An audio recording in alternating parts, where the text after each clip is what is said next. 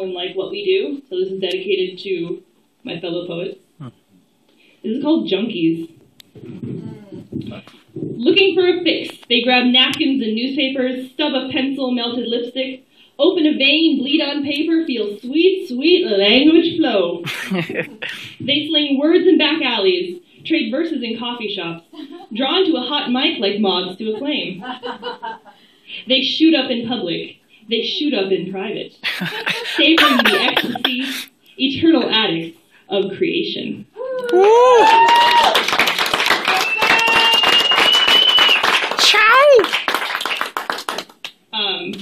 I decided to make a chapbook. If you would like to donate $5, Ray has some too.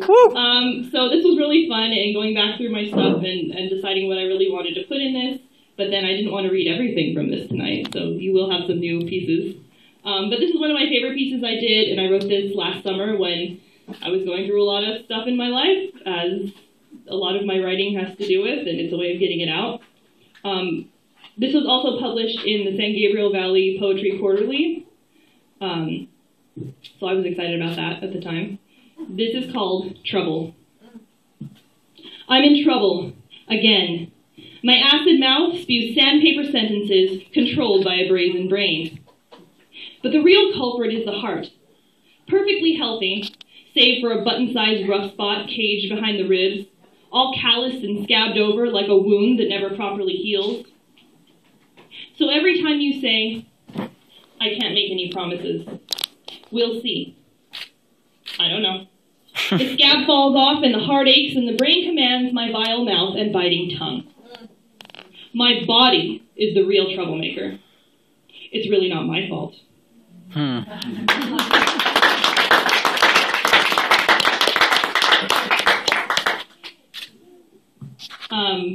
I used to think you had to be a writer and you would just wait for inspiration to come to you, but then I found that sitting around doesn't really do that, and you just get more frustrated and you're like, how do I get this out? So if I'm not writing from a prompt, sometimes rarely inspiration actually does come to me. And I always seem to think of like these little phrases. And I don't know about you guys, but I do my best thinking in the shower sometimes. So this one came to me in the shower, and I was stuck with the phrase, instead of sleep. And I said, ooh, instead of sleep. I really like that. So this is the title of the poem, and this is what I came up with. Instead of sleep. Instead of sleep, she tidies the tiny space she calls her own, positions a Goodwill chair to cover another fist-sized hole in the wall. Instead of sleep, she pushes through a third shift, light-headed and bleary-eyed, sweeping the dingy diner floor. Instead of sleep, she lets a man inside her, maybe just to dull the ache, wonders about things like self-worth, honesty, and love. She dreams in the daytime, lets the light caress her, dreams soaring dreams fueled by ambition and travel, dreams of a chance to leave the never-ending carousel ride. She dreams under the sun, guarded, patient, of the day she can finally sleep.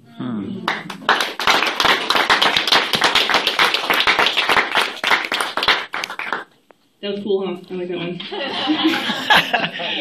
Yes, it was. Take more showers. What else are you trying to say?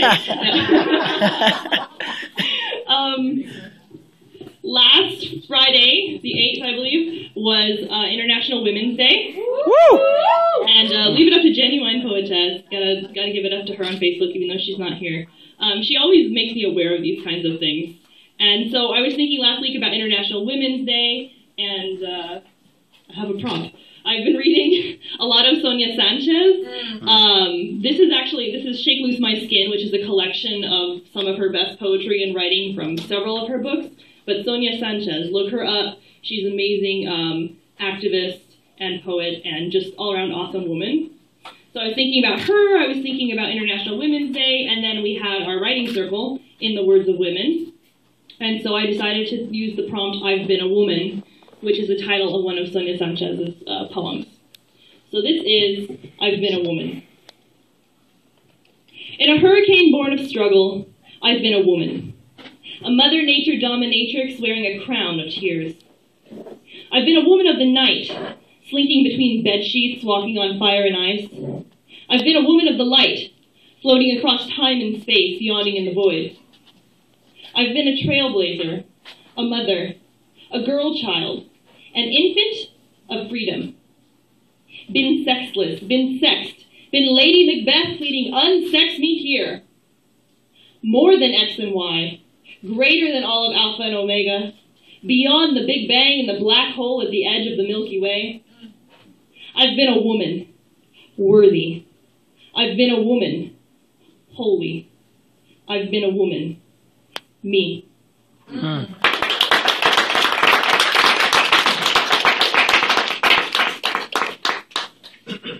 So to change it up a little bit, I find that I do like to do a lot of poetry, but sometimes I write these little short fiction pieces. And I used to always start short stories, but then I could never finish them because, you know, finding the climax and rising action and all the characters, for some reason I couldn't get my act together. But I like to do, I guess it's a new subset of writing. I heard it called flash fiction. Right? Flash fiction? Okay, so we know what I'm talking about. And my things always end up being just a couple paragraphs, but then I find I can use a lot of poetic elements that I like to do. Oh, and this is also from the Women's Writing Circle, and apparently there's a line in an Emily Dickinson poem called, there's a line in an Emily Dickinson poem, and it says, "Bring me the sunset in a cup." So I used that as a prompt, and this is what I got, and appropriately called it Sunset. Bring me the sunset in a cup, a final request before the disease took away your mind. I struggled to understand what that meant and how it could be done. Yet most days there was too much else to take care of. Medical bills, medications, prescriptions, doctor's visits, good days and bad. It was a sunny day when your memory began to leave you. It was a chilly evening, which I spent by your bedside, listening to your labored breathing. Your days on this earth were ending. You had a lucid morning, which I hoped would last. After the long car ride, I set up your wheelchair. The wheels clacked loudly along the weathered boards of the pier. We reached the end, and the ocean stretched infinitely before us. The sun dipped its toes in the giant reflection pool below, dissolving orangish red-yellow. Gazing out to sea, you appeared to be seeing beyond. Or maybe you were still tangled in the cobwebs of your mind. I dared to break the silence by softly pronouncing your name. Your head turned, and you studied my face, and I swear I saw a glimmer of recognition. I remember. Your eyes said you were grateful as we drank in the colorful elixir before us.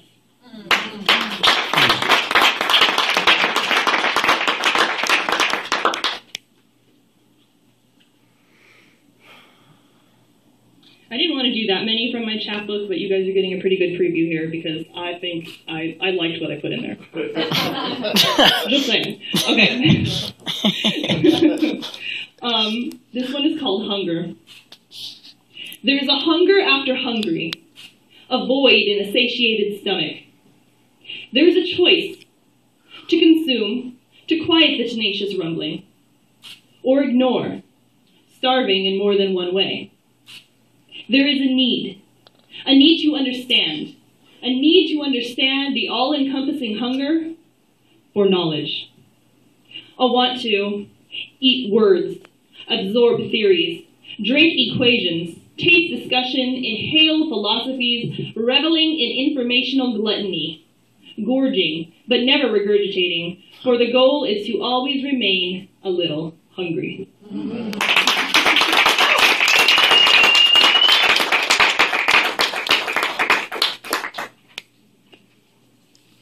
Oh, I do have another sort of longish one. It's actually 2 pages, a page and a half. I feel like I knew that because my feature was coming up that I was trying to organize and make my little book, but I said, I also have to come up with new things. So I felt under the wire and under pressure, but I was pleased with myself that I was able to come up with new stuff. So debuting tonight, this is a brand new one, never before performed. Like I said, I like to go to a lot of other open mics, and I always take a journal or something to write with. And I love drawing inspiration from other poets because, you know, steal from the best. Aw. You look amazing. I love you. So another poetess, she was saying something, she had a poem like a whole he said block, and then what the male character said, and then she said. So this is called He Said, She Said, and I kind of went with that idea, but did something different. He said, she said. He said it was a mistake. In the eerie silence of aftermath, in the furious collection of clothing, in the gust of air that followed him out the door. He never said it aloud. He said nothing as it happened in a cubicle with the new girl. He said he'd be home for dinner, but she was there and young and smiling. She said, okay. Hope punctured like a balloon when the hours passed and the leftovers found their way to the fridge. She collapsed on the couch, flipped mindlessly through TV, bathed in the glow of the tube. She said she'd never go to that dark place where suspicion lies, waiting to pounce. She said he was a true knight, yet it was she who was alone in the castle. In the shadows of the moonlight, he was a silent black cat, appeared in the doorway, undressed like a whisper. In a cocoon of linen, she was a mouse, her heart quickening its pace. He climbed into bed, his familiar scent invading her space. She said nothing, but she knew. Suspicion had devoured her, spit her out like a wizened pit. Guilt danced on his eyelids, bringing him to slumber. Knowledge pried her eyes wide, bringing her to fever.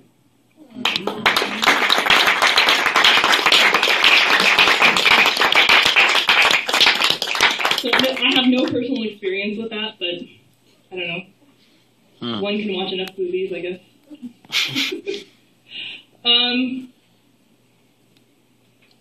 I wasn't going to do this, but I did kind of like the one that I wrote today during our writing circle. Yes. So this is very rough, and I definitely do want to do something with it and revise it, but our prompt for today was through the pain, P-A-I-N, like physical pain, or through the pain, P-A-N-E, as in like window pane. So I kind of tried to do something with both of those, and I hope it makes a little bit of sense. Something called him through the pain, beyond dullness and melancholy. He was ready to dive headfirst down the rabbit hole, and he hoped to meet Alice there. Fresh-cut grass at his feet, birds on a wire above his head. Anything was better than this dreary place. Life waited for him through the window. 4 panes of glass and a wooden frame waited for him with open arms. He was ready for the embrace of life, even if other circumstances held him back. Oh, he had been through the pain. Now he was ready to crash through the 4 panes, streaming sunlight onto his bed. He made a promise to himself then, to not let the machines and tubes hold him back any longer.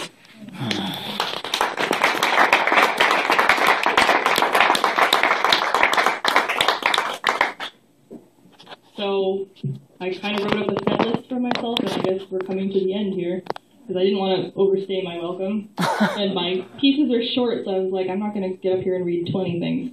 I will. You will. Your pieces are like 3 lines, dude. In a good way, though. Short and sweet. But before I forget, I actually wrote a note to myself, don't forget to say your thank yous. So I'm going to take the time to do that now, and I love that people came in, and I want to say thank you to everybody for being here, because this really means a lot to me. I want to say thank you to our host and hostess.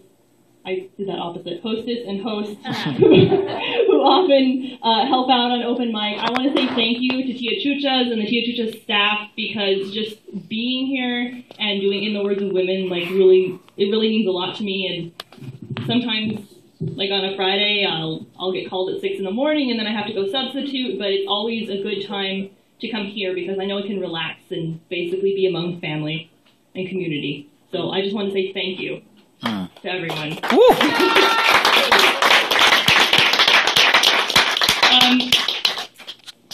Once again, you can purchase my chapbook for a donation of $5. It's called Wild Heart. This is the title poem, Wild Heart.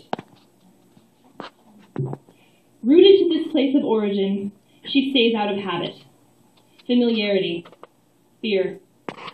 They don't know her heart is wild, a Serengeti animal fighting for survival, pumping a wanderlust beat to itchy feet. The rib cage, a natural trap for hungry desires. Domestication is civilization, but not everything can be tamed.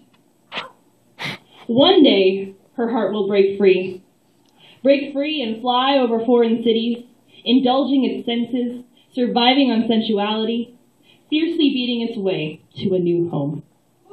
Thank you.